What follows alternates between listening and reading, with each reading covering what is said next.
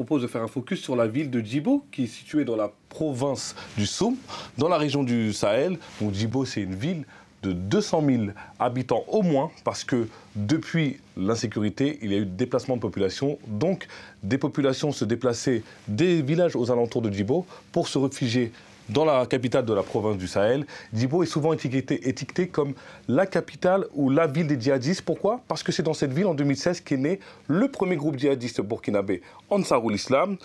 Et en parlant de la population, je vous ai dit au moins 200 000 habitants, parce qu'il y a eu des mouvements de population. Figurez-vous qu'entre décembre 2021 et janvier 2022, on estime à 50 000 nouvelles personnes déplacées qui sont venues dans la ville de Djibo. Djibo abritait autrefois le plus grand marché de bétail dans la région. Des commerçants du Niger, du Mali, qui sont des pays voisins, venaient à Djibo, mais même du Sénégal venaient jusqu'à Djibo pour acheter leur bétail ou échanger différentes marchandises.